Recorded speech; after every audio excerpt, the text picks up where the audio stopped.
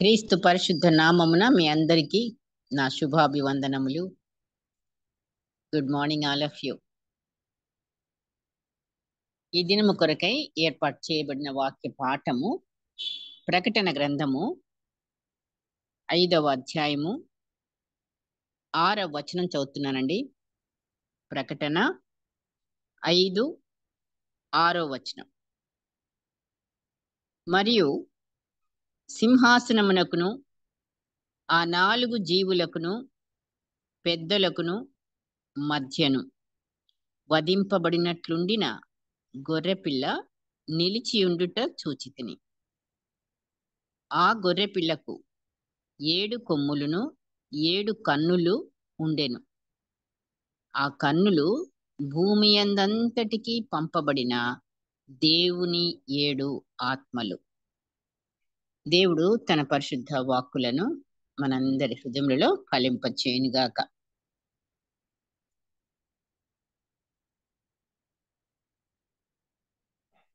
అలాగే 5వ వచనం కూడా చదువుకుందాం. ఇదే అధ్యాయంలో 5. ఆ పెద్దలలో ఒకడు ఏడవకము, ఇదిగో దావీదునకు చిగురైన యూదా గోత్రపు సింహము 7 ముద్రలను తీసి ఆ గ్రంథమును విప్పుటకై జయము పొందెనని నాతో చెప్పెను. ఈ 2 వచనాల్లో మనకి కనబడేది ఎవరు? ఒక్కళ్ళే, కానీ 2 వ్యక్తిత్వాలతో ఇక్కడ మనం చూస్తున్నాం అదే వ్యక్తిని. దావీదుకు చిగురు, యూదా గోత్రపు సింహం, జయము పొంది ఆ ముద్రలను గ్రంథము అక్కడ ఉన్నది. ఆ గ్రంథమును విప్పడానికి ఎవరు లేరని అక్కడ వెతుకుతున్నారు, ఎవరు లేరే అని. ఆ మాట పలకడం విని ఇక్కడ ఉన్న మరి మన యోహాన్ గారు ఏడుస్తున్నాడంట. ఇది మనం చూస్తున్నాం ఇక్కడ జరిగిన విషయం. ఆయనకి ప్రత్యక్షతలలో ఇది కలిగిన ప్రత్యక్షత. సింహాసనమందు ఆసీనుడయుండు వాని కుడి చేత ఆ గ్రంథాన్ని, ఆ 7 ముద్రలు వేసిన గ్రంథాన్ని కనబడుతుంది. విప్పుటకు యోగ్యుడైన వాడెవడని బలిష్ఠుడైన ఒక దేవదూత బిగ్గరగా ప్రచురింపగా చూచితిని. అయితే పరలోకమందు గాని భూమి మీద గాని భూమి క్రింద గాని ఆ గ్రంథము విప్పుటకైనను చూచుటకైనను ఎవ్వనికి శక్తి లేకపోయింది. అయితే యోగ్యుడెవరు కూడా కనబడకపోతే ఈ వ్యక్తి చూసే యోహాను తన ప్రత్యక్షతలో మరి ఎవరు లేరా అని ఏడుస్తున్నాడంట. అయితే అతనికి చెప్తున్నాడు దూత, ఏడవకు, ఇదిగో దావీదు చిగురైన యూదా గోత్రపు సింహము 7 ముద్రలను తీసి ఆ గ్రంథమును విప్పుటకు జయము పొందెను. ఎలా వచ్చాడు జయం? ఆయన లోకంలో గొర్రె పిల్లగా, ఇదే గొర్రె పిల్ల, ఇక్కడ వధింపబడినట్లుండిన గొర్రె పిల్ల నిలిచి ఉండింది. సింహాసనమునకును 4 జీవులకును పెద్దలకును మధ్యలో గొర్రెపిల్ల నిలబడి ఉండుట, నిలిచి ఉండుట ఆయన చూచాడు. ఈ ప్రత్యక్షతను గురించి మరి ఇక్కడ మనం చూస్తున్నాము. 2 వ్యక్తిత్వాలు కలిగిన 2 మనకి ఆయనే, యేసయ్యనే. ఎవరండి? సింహము, యూదా గోత్రపు సింహము, దావీదుకు చిగురు. చిగురంటే కింద అర్థం ఉంది. చిగురంటే మనం చూస్తాం చెట్టుకు వచ్చే చిగురు కావచ్చని, కానీ ఆయన వేరు అని రాయబడి ఉంది కింద అర్థం. చూసారా? చిగురంటే ఇక్కడ ఇచ్చిన అర్థం వేరు. దావీదు వంశానికైనా వేరు. ఆయన వంశంలో నుంచి రావడం ఓకే, బట్ అందరికీ ఆయన నిత్యము ఏకరీతిగా ఉన్న దేవుడు. ఆయనకి మొదలనేది లేదు, చివరనేదే లేదు. మనకుంటది ఒక డేట్. ఆయన ఇచ్చిన ఈ కాల పరిమితిలో మనందరికీ ఒక మొదలుంది, ఒక చివరుంది కదా. మరి దేవుడికి ఆయన ఆయన కంటే ముందేమీ లేదు, ఆయన తర్వాత ఏమీ లేనివాడు. అందుకే ఆయన నిత్యము ఆది అంతము లేనివాడు. అంతేకాదు ఆయనే ఆదియు అంతమునైన దేవుడు. మరి ఆయనే ఇప్పుడు ఎవరు? తండ్రి, కుమారుడు, పరిశుద్ధాత్మగా త్రియేక దేవుడుగా మరి యేసయ్యని మనం చూస్తున్నాం. నిజంగా మరి ఆ యొక్క దేవుడు మరి ఇక్కడ యేసయ్యను వివిధ శ్రేష్టమైన గుణ లక్షణాలు కలిగిన ఒకే వ్యక్తి, ఆ శ్రేష్టమైన గుణగణాలు సమ్మేళనమే యేసుక్రీస్తుగా మనం చూస్తున్నాం. ఆయన ఒక్కటి కాదు, ఆయన ఎన్ని కోణాలుగా మనకి ఆయన కనబడుతున్నాడు. నిజంగా ఒక్కొక్క కోణంలో నుంచి ఆయనను చూసినప్పుడు మరి మనము ఆయననే ప్రేమ, ఆయననే సత్యం, ఆయననే పరిశుద్ధత, ఆయనే వెలుగు, నీతి, కనికరము, క్షమ, ఆయనే దీనత్వము, సాత్వికత. మరి ఆయనని మనము ఎన్ని విధాలుగా యేసయ్యని మనము ఆయనే ఓర్పునకర్త, ఆయనే సమాధానకర్త, ఆయనే విశ్వాసమునకర్త, అన్ని కూడా అన్ని సుగుణాలన్నీ కలిపి ఒక వ్యక్తిలో ఆ లక్షణాలన్నిటి సమ్మేళనంగా మనం యేసయ్యని చూస్తున్నాం. ఇవన్నీ మనం ఇప్పుడు చెప్పుకున్న గుణాలన్నీ కూడాను పరిశుద్ధత, వెలుగు, నీతి, కనికరము, దయ, దీనత్వం, సాత్వికం, ఇలా వీటన్నిటిని మనం అనేక సార్లు ఫ్రీక్వెంట్ గా వాటిని గురించిన విశిష్టతలను మనము జ్ఞాపకం చేసుకుంటున్నాం. ఆయనే జీవము, ఆయనే మార్గము, ఆయనే సత్యమని, ఇంకా కూడా ఆయనే క్షమ, కనికరములు, ఇవన్నీ కూడాను అనేక సార్లు మనం వెలికి తీసుకొని వాటిని బట్టి మనం ఎలా ఉండాలి, ఇప్పుడు మనం యేసయ్య స్వరూపంలోనికి మార్చబడాలి అని మన కోరిక. నిజమే, భూమి మీద ఉన్న మనము ఆయన రక్తం చేత కడుగబడి మనము ఆ స్వరూపంలోనికి మార్చబడటానికి మన ఓర్పు కావాలి, దయ కావాలి, అన్ని విషయాల మరి ఆయన యొక్క సాత్వికత, మరి ఈ రకంగా మనం క్షమ హృదయంతో మరి ఈ లోకంలో జీవిస్తూ ప్రతి గుణాన్ని మనము కూడా పొదువుకునే ఆ పనిలో మనం ఉన్నాం ఇప్పుడు కదా. అవును, కానీ మనం ఇక్కడ చూడబోయే ఈ ఈ యొక్క మరి ఈ గుణ లక్షణాలు కలిగిన మరి యేసయ్యను మాత్రం కొంచెం రేర్. ఆయన సింహం అని మనకు తెలుసు, గొర్రె పిల్ల అని కూడా మనకు తెలుసు, 100% మనం కూడా వాడతాం. కానీ నేను గొర్రె పిల్లగా మార్చబడాలి, లేదా నేను సింహంగా ఎప్పుడన్నా అనుకున్నారా? నేను సింహంగా మార్చబడాలి. ఆయన మరి ఎన్ని రూపాల్లోనో కదా ఉన్నాడు. మరి యేసయ్య అంటే మనం ఆ రకంగా చూస్తున్నాం. ఆయన ఎప్పుడు ప్రేమగానే చూస్తాము. ఆయన ప్రేమ స్వరూపి అనే మనకు ఎక్కువ శాతం మనం మాట్లాడుకునే దాన్ని కానీ అనేక రీతులుగా మనము ఆ స్వరూపంలోనికి మనం మార్చబడాలి. దాని కొరకు మనం ప్రయత్నం ఎలా చేయాలి, పరిశుద్ధాత్మ సహాయం కోరాలి, ఈ రీతిగా ఉన్నాము. కానీ ఇగో ఈ రెండు లక్షణాలు కాంట్రాస్ట్ గా కనబడుతున్నాయి కదా, సింహము ప్లస్ గొర్రె పిల్ల. మరి ప్రకటన గ్రంథంలో ఈ ఈ రెండు మరి ఆ గొర్రె పిల్లని మరియు ఆ సింహాన్ని కూడా మనము ఇక్కడ చూస్తున్నాం. సింహం అనగానే బాబోయ్ అనే మాట వస్తుంది కదా, ఎందుకంటే ఆ క్రౌర్యంతో కూడిన బలం గల రాజు టీవీ కలిగిన సింహం. సింహం అంటే ఎవరి దగ్గరికి పోవడానికి కాదు, మరి అమ్మో అట్లాంటి ఒక సింహము కలిగిన వ్యక్తిత్వము. మరి గొర్రె పిల్ల సాత్వికంగా ఎవరు పడితే వాళ్ళు ముట్టుకోవచ్చు, ఎవరు పడితే వాళ్ళు పట్టుకోవచ్చు.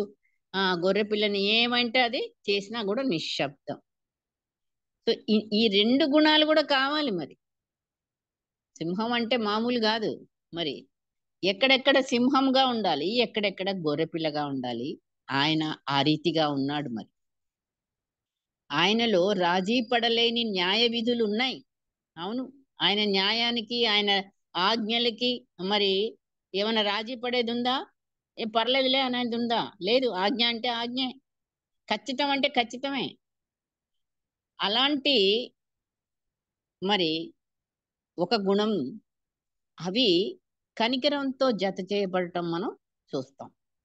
సో 2 లక్షణాలు సైమల్టేనియస్లీ ఒక వ్యక్తిలో కనబడాలి కంపల్సరీగా. మరి అవి కూడా చాలా భిన్నమైన మరి గుణగణాలు కలిగిన మరి ఆ యొక్క జంతువుల్ని మనం చూస్తున్నాం. సింహం అంటేనే ఇక అది రాజు, అడవికి రాజు. దానికి ఇంకేమాత్రం కూడా ప్రతి జంతువు భయపడాల్సిందే. మరి మనం వణుకుతున్నామా? సింహాన్ని చూస్తే నిజంగా వణుకొస్తుందా లేదా? అవును, ఆయన అంటున్నాడు, వణకండి నన్ను చూసి అని దేవుడు. నా సన్నిధిలో లోకమంతా వణుకుతుంది. మరి మీరు మనుషులు కూడా మనం వణుకుతున్నామా? మనకేమి చాలా కొంచెం లైట్గా తీసుకుంటాం. ఎందుకంటే ఆయన ప్రేమనే చూస్తాం కాబట్టి. ఆయన మరి ఒక పక్కన ఆయన ఉగ్రతని టేస్ట్ చేయలే కాబట్టి మనకు అది తెలీదు కదా. అయినా మనం ఇక్కడ బైబిల్లో నుంచి మనకు అన్ని చూపిస్తున్నాడు దేవుడు. మరి ఆయన ఎలాంటి వ్యక్తి, ఏంటి కథ. ఆయనలో రాజీ పడలేని న్యాయ విధులు ఉన్నను అవి కనికరంతో జత చేయబడడం మనం చూస్తున్నాం.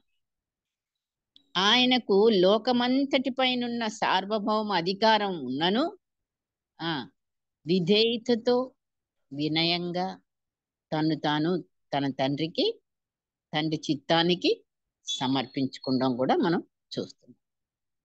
అవును, సర్వాధికారం నాకు ఇయ్యబడింది. లోకంలో ఇక్కడే, అక్కడ, పైలోకంలో, ఇక్కడ ప్రతి చోట కూడా ఆయనకి ఏముందండి? సర్వాధికారం నాకు ఇయ్యబడింది అన్నాడు. అవును, అయితే కూడా అంత అధికారం ఉన్న వ్యక్తిగా మరి విధేయత వినయంతో తండ్రి యొక్క చిత్తం నాకు సంపూర్ణముగా సమర్పించుకోవడం కూడా చూస్తున్నాం. ఆయన తన జ్ఞానంతో ఈ లోకంలో ఉన్నప్పుడు గర్వాంధులైన మన శాస్త్రులు పరిసయ్యులకి ఎలాంటి మాటలు ప్రశ్నలు వాళ్ళు వేసినా కరెక్ట్ అయిన సమాధానాలు ఇచ్చి వాళ్ళ తలలు వంచాడు, వారి నోరు మోయించాడు. కానీ అదే టైంలో మరి పేదలకు, దీనులకు, అంగహీనులకు ఇన్ని మరి బిడ్డలందరికీ కూడాను సాధారణ ప్రజలకైనా సేవ చేశాడు. ఎలాగా? స్వస్థతలు, దయ్యాలు వెళ్ళగొట్టడము, దినమంతా కూడా వాళ్ళకి బోధించడము, ఎన్ని విధాలుగానో మరి సాధారణ ప్రజలందరూ కూడా సంతోషించారు అని వ్రాయబడింది. అయితే అలాగనమాట. ఇప్పుడు వాళ్ళకి, శాస్త్రులకి, పరిసయ్యులకి మాత్రం నంబర్ 1గా ఆయన ఆన్సర్స్ ఇచ్చి వాళ్ళ నోర్లు మోయించినట్లుగా మనం చూస్తున్నాం.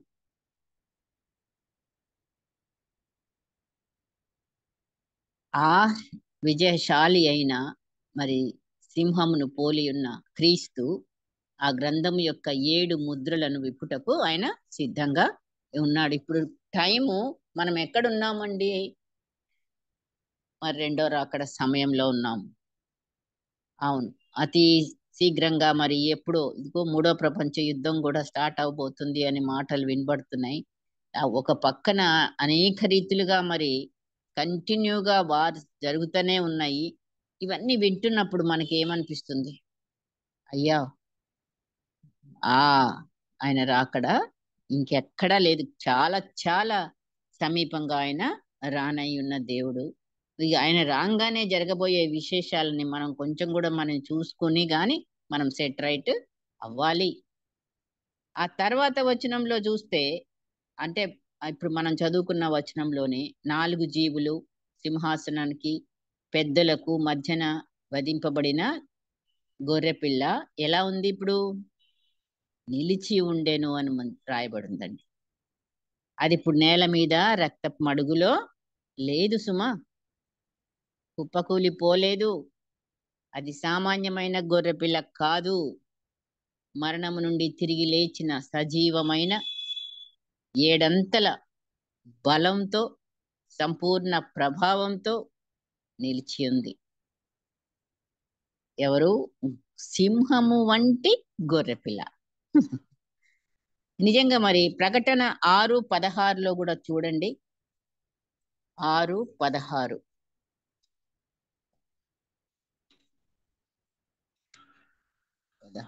అంటే 15 నుంచి ఒక కలిసే ఉంటాయి.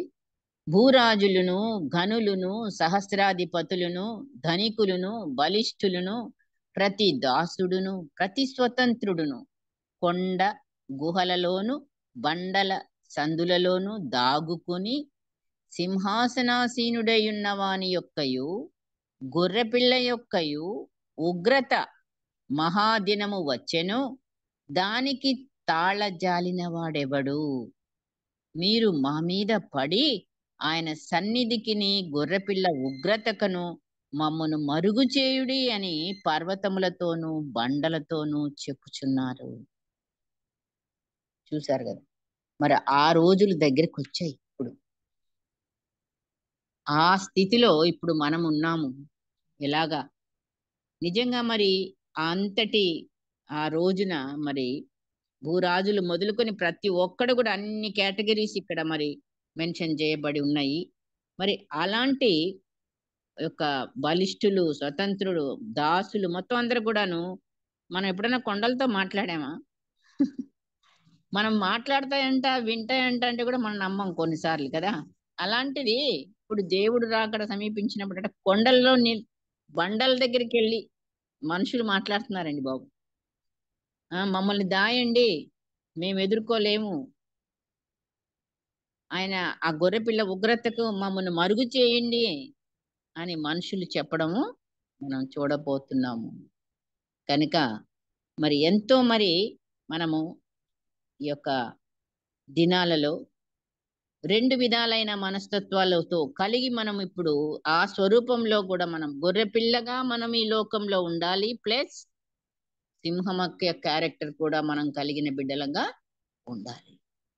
సింహాన్ని మరి ఏ రకంగా మరి విజయం సాధించింది సింహం అంటే శిలువ మరణం, తను తాను బలిగా శిలువలో అర్పించుకొని సింహము మరి అంతటి విజయాన్ని సాధించినట్లుగా మనం గొర్రెపిల్లగా ఈ లోకానికి వచ్చింది సింహమే.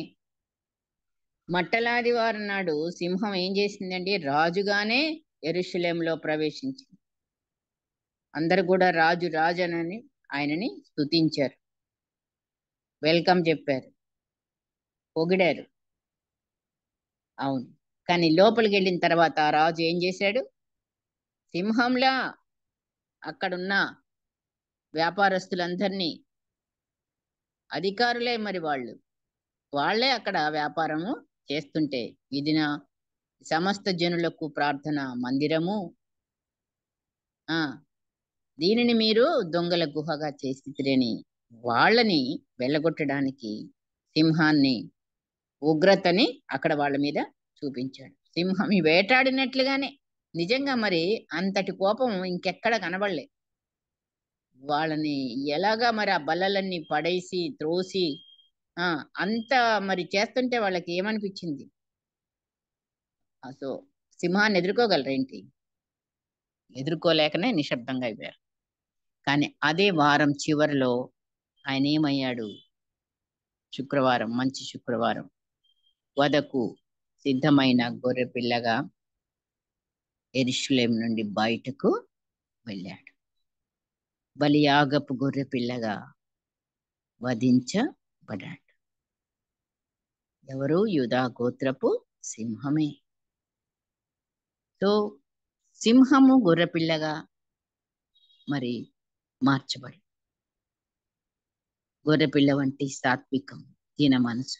అందుకనే ఆయన ఈ లోకంలో ఉన్నప్పుడు మనందరికి కూడా మరి ప్రయాసపడి భారము మోయిచున్న సమస్త జనులారా నా యొద్దకు రండి అని ఆయన పిలిచాడు. నేనే మీకు విశ్రాంతిని కలుగాను, నేనిచ్చు విశ్రాంతి, నేనిచ్చు శాంతి, అది మరెక్కడ మీకు దొరకదు అని కూడా ఆయన చెప్పాడు.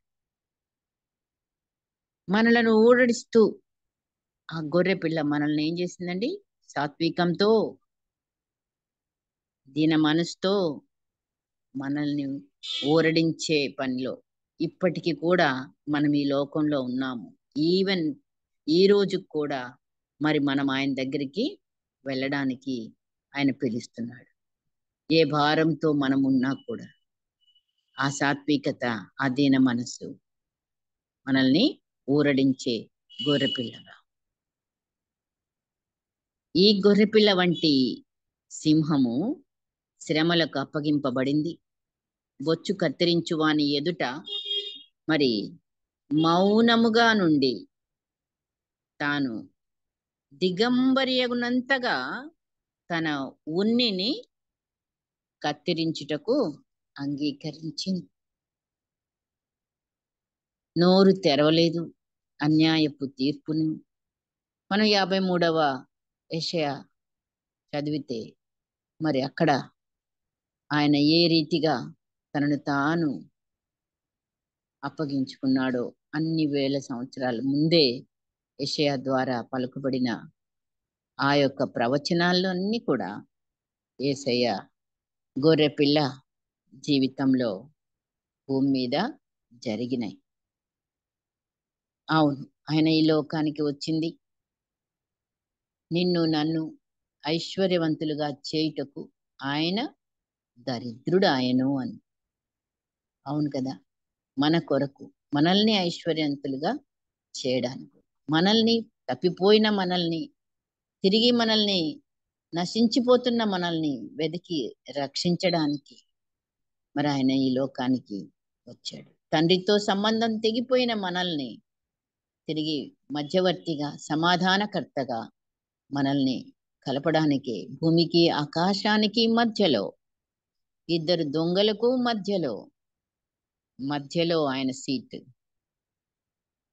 ఎక్కడున్నా కూడా, ఈవెన్ పరలోకంలో కూడా మనం ఇప్పుడు చూసాము, సింహాసనము మరియు పెద్దలు ఇంకా 4 జీవులు, వీరందరి మధ్యలో గొర్రెపిల్ల నిలుచుని ఉంది. మధ్యలో సెంటర్ ఆఫ్ ది మరి అన్నిటికీ, ఈ భూమికి ఆకాశానికి మధ్యలో ఆయన సిలువలో వ్రేలాడి నిన్ను నన్ను పోగొట్టుకున్న సమాధానానికి మరి తండ్రి యొక్క చేతికి మనల్ని అప్పగించడానికి ఆయన శ్రమలకు, మరణానికి, అవమానాలకు ఎన్ని విధాలుగానో మరి ఆయన చిత్రహింస చేయబడి మరణించి, మామూలు మరణం ఒక్క బాంబు పేలిస్తే పోతే అది ఈజీ మరణం, కానీ ఈ మరణం ఒళ్ళంతా హూనం చేసి మరి నిజంగా గొర్రె పిల్లని మనం ఊహించుకుంటే దాని బొచ్చంతా కత్తిరించి అది దేని కొరకు?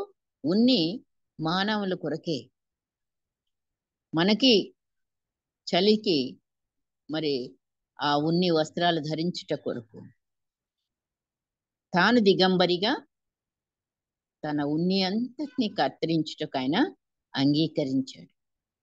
అంగీకరించి మనకేమి ఇచ్చాడండి? మనకే వస్త్రం ఇచ్చాడు ఆయన? రక్షణ వస్త్రమును, ఉల్లాస వస్త్రమును, స్తుతి వస్త్రమును, నీతి వస్త్రమును, పెండ్లి వస్త్రమును, ఆ సంతోష వస్త్రమును. ప్రభువా, ఇగో ఈ రకమైన ఈ వస్త్రాలన్నీ కూడా మనకి ఇవ్వడానికి, మనకు ధరింపజేయడానికి ఆయన దిగంబరిగా సిలువలో మరణించడం. గొర్రెపిల్ల యొక్క భూమి మీద ఆయన తన శరీరాన్ని అంతేనా మరణించి, ఆ శరీరం ఏంటి? మనకు ఆహారంగా గొర్రెపిల్లని వధించి తింటారు కదా, తినాలని కూడా అక్కడ మనం బలిగా అర్పించిన మరి ఆ యొక్క గొర్రె పిల్లను మరి వాళ్ళు తింటారు కదా, తినాలి అని కూడా ఉంది. మరి ఆ రకంగా మనం కూడాను యేసయ్య చెప్పాడు మరి చివరి రాత్రి వారికి రొట్టెను విరిచి, ఇది నా శరీరము, దీనిని మీరు తిననప్పుడెల్లా, ఇది నా రక్తము, దీనిని మీరు త్రాగునప్పుడెల్లా నన్ను జ్ఞాపకం చేసుకోండి. ఇది మీ కొరకు చిందించబడుతున్న నా రక్తము, క్రొత్త నిబంధన. సో ఆయన మనకు ఆహారముగా, మనకు పానీయముగా మార్చబడి జీవజలముగా, జీవ ఆహారముగా మార్చబడ్డాడు. అవును, యోహాను సువార్త 7వ అధ్యాయంలో చూస్తే ఆయన దప్పిగొనిన వారులారా, మరి మీ కడుపులో నుంచి జీవజలాలు వస్తాయి నా దగ్గరికి వస్తే అని చెప్పాడు. అట్లాగే మరి జీవాహారము నేనే అని కూడా ఆయన చెప్పడం జరిగింది. మరి మనం కూడా జీవాహారాన్ని, ఇదిగో మన చేతిలో ఉన్న దైవ వాక్యము, ఆయన శరీరధారిగా, ఆ వాక్యమే శరీరధారిగా మన మధ్య నివసించిన ఆయన పేరే వాక్యం. మరి ఆ వాక్యాన్ని మనం ఎంత శ్రద్ధగా భుజిస్తున్నామో, ఎంత బలం పొందుతున్నామో మన ఆత్మలో. మనం తినకపోతే బలం లేదు. కేవలము సాదృశ్యంగా ఇచ్చిన రొట్టె ద్రాక్షారసాన్ని తీసుకున్నప్పుడే ఆయన్ని జ్ఞాపకం చేసుకోవాలా. వాక్యం చదవడం అంటేనే ఆ వాక్యం భుజించడం, ఆ జీవాహారాన్ని మనము భుజించడం. లేకపోతే మనము బలహీనులము. ఎటు పడితే అటు కొట్టుకుపోయే, కొంచెం గాలి వస్తే ఇమ్యూనిటీ పవర్ లేదు, కొంచెం వర్షం చినుకుల్లో తడిస్తే కోల్డ్ అండ్ కాఫ్. సో ఇలాగా మనము, సాతానుడు అది కూడా సింహంగానే ఈ లోకంలో మనల్ని బెదిరిస్తుంది. ఓడిపోయిన, కూరలు పీకేసిన, అలాంటిది అయినప్పటికీ కూడా మనం బెదిరిపోతున్నాం. భయపడాల్సిన వాళ్ళకి భయపడట్లే, కానీ ఆ సింహానికి భయపడి, లేదా మనము మన యొక్క శరీర మరి ఆశలకో కోరికలకో మనం ఆ శోధనలలో పడిపోయే బిడ్డలంగానే ఇంకా కూడా నడుస్తున్నాం. చాలా సమీపంగా ఉన్న రాకడను మనము గుర్తు చేసుకుంటూ దినదినం కూడా మరి ఈ యొక్క కృతజ్ఞత హృదయంతో ప్రభువుని నిత్యము స్తుతించుతూ, మరి ఆయన మనకిచ్చిన జీవాహారాన్ని భుజిస్తూ, ఆయనే జీవజలము, పరిశుద్ధాత్మ శక్తిని మనం అనుదినము పొందుకుంటూ బలపరచబడుతూ, ఆయన యందు అనేకులను కూడా మరి నీ యొక్క మరి ధైర్యం, గుండె ధైర్యం కావాలి. పిరికివారు ప్రవేశింపరు పరలోకంలో అని కూడా రాయబడింది కదా. మనం దేనికి భయపడతాం? సాక్ష్యం చెప్పాలంటే భయపడతాం, వాక్యం చదవాలంటే భయపడతాం, నలుగురు ముందు చిన్న ప్రార్థన చేయండి అంటే భయపడతాం. ఏంటిది భయం?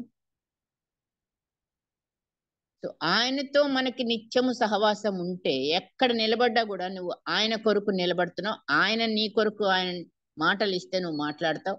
ఆ ధైర్యం కావాలి. ఆ ధైర్యము మరి సింహం ధైర్యం, సింహం గుండెగల బిడ్డగా. బోల్డ్ అంటే బోల్డ్, మరి కొంతమంది పెట్టుకుంటారు వాళ్ళ పేర్ల ముందు బోల్డ్ అని కదా. వాట్ టైప్ ఆఫ్ బోల్డ్? యేసయ్య కలిగిన బిడ్డకున్న ధైర్యం, అది సాతానును జయించే ధైర్యం, శోధనను లొంగని ధైర్యం. మరి సింహపు ధైర్యము మనకు కూడా ఎంత అవసరమో ఈ లోకంలో. మరి ఆ అంచె దినమందు సింహాసన అధికారమునకును ఆయన శక్తికిని సాదృశ్యం సింహం అయితే, గొర్రెపిల్ల మరి విధేయతకు, దేవుని చిత్తమునకు, సంపూర్ణముగా సమర్పణకు సాదృశ్యం. బాప్తిస్మం ఇచ్చి యోహాను యేసయ్యను ఏమని పిలిచాడండి? యేసయ్యకు ఓ పేరు పెట్టాడు ఆయన. యోహాను సువార్త 1వ అధ్యాయం 29వ వచనంలో, ఇదిగో లోక పాపములను మోసుకొని పోవు దేవుని గొర్రె పిల్ల అని యేసయ్యను సంబోధించడం మనం చూస్తాం. పాత నిబంధనలో మరి గొర్రె పిల్లల్ని బలిగా ఇచ్చి ప్రతిసారి కూడా పాపానికి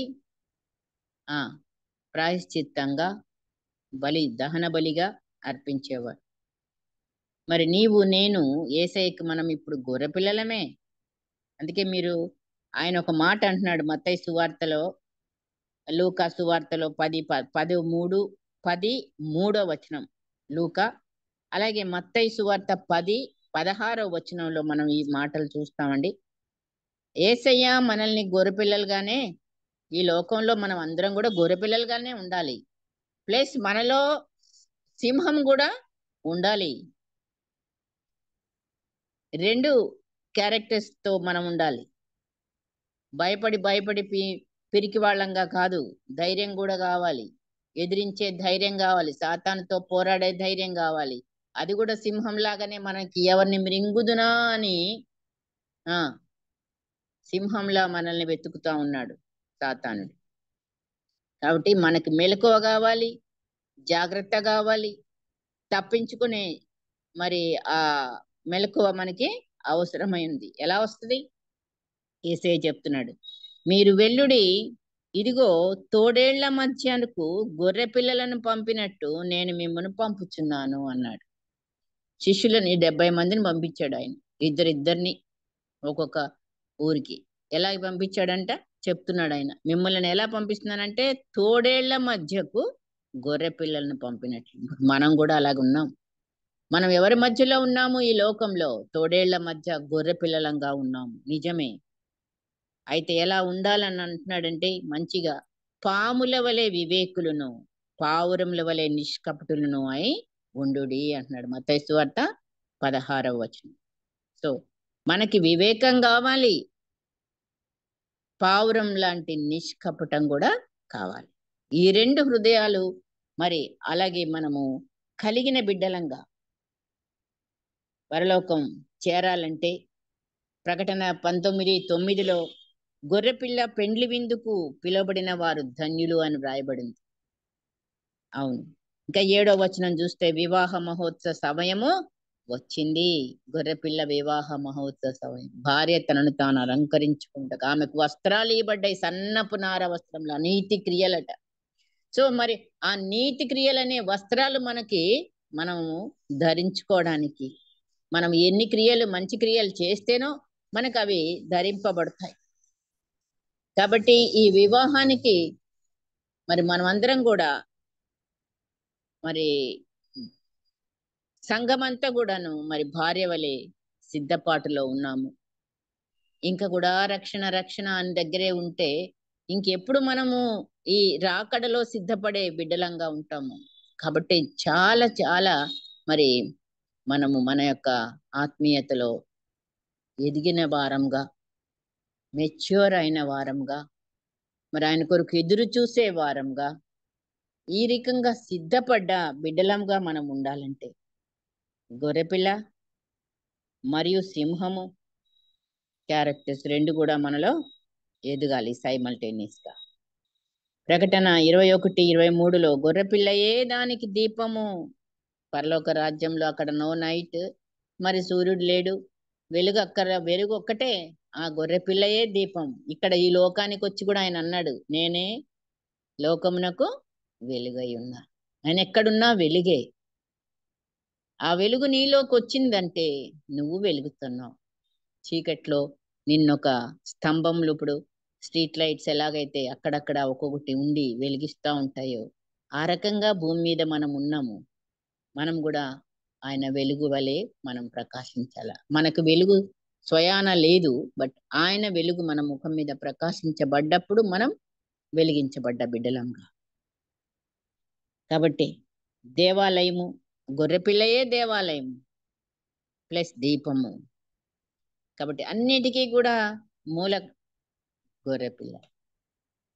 మనము మరి ఆ గొర్రెపిల్ల స్వభావము కలిగిన బిడ్డలంగా, మరి దేవునికి విధేయత కలిగిన బిడ్డలముగా, అలాగే సాతానును ఎదిరించి పోరాడి గెలిచే సింహముగా మీలో ఉన్నవాడు లోకంలో ఉన్నవాని కంటే గొప్పవాడు. కనుక ఆ గొప్పవాడు నీలో ఉంటే ఆ సింహము నీలోకి వచ్చేస్తుంది, ఆ ధైర్యం మనకు వచ్చేస్తుంది. కాబట్టి మనము ఆ ధైర్యంతోనే మరి సాతానుని, చీకటి శక్తులను అన్నిటినీ కూడా మరి జయించి, మనం కూడా జయించిన వారి యొక్క మరి పేర్లతో మన పేరు కూడా లిఖించబడులాగున పరిశుద్ధాత్మ దేవుడు మనకందరికీ కూడా సహాయం చేయనుగాక. ప్రార్థన చేసుకుందాం. పరిశుద్ధుడైన మా తండ్రి, వందనాలు, స్తోత్రాలు చెల్లిస్తున్నాం నాయన.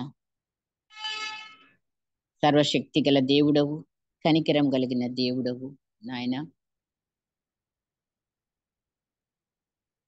మా కొరకు నీవు నాయన యూదా గోత్రపు సింహముగా మరియు గొర్రెపిల్లగా ఈ లోకంలో నీ ప్రత్యక్షతలను అనుగ్రహించు.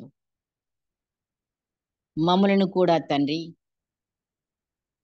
గొర్రె పిల్లలుగానే మేము ఉన్నప్పటికీ మాకు తండ్రి కావలసిన వివేకమును కలిగి, పాముల వలె వివేకమును పావురం వలె నిష్కపటం హృదయాలను కూడా మాకు కలిగి ఉండాలని సెలవిచ్చిన రీతిగా మేమట్టి గుణగణాలను మా సొంతంగా కాదు ప్రభువా, పరిశుద్ధాత్మదేవ నీవే మాకు అనుగ్రహించి ఈ లోకంలో తండ్రి నీ నామాన్ని మహిమపరుస్తూ నీ రాజ్య వారసులం అవ్వటానికి నాయన మమ్మల్ందరినీ మీరు సిద్ధపరుస్తున్న దేవుడవు. నీకు లెక్కలేని వందనాలు, స్తోత్రాలు చెల్లిస్తూ నీ ధైర్యమును మాకు అనుగ్రహించి సాతానుపై జయాన్ని మేము పొందుకోవడానికి శక్తిని ప్రభువా మీరు మాకు ఇచ్చినందుకే వందనాలు చెల్లిస్తూ ఈ దినమంతటినీ ప్రభువా ఎదుర్కోబోయే ప్రతి పరిస్థితిలో మీరు మాకు తోడై ఉన్నందుకై స్తోత్రాలు చెల్లిస్తూ యేసు పరిశుద్ధ నామమున వినయంతో బ్రతికిలాడి వేడుకొంచున్నాం తండ్రి. ఆమేన్.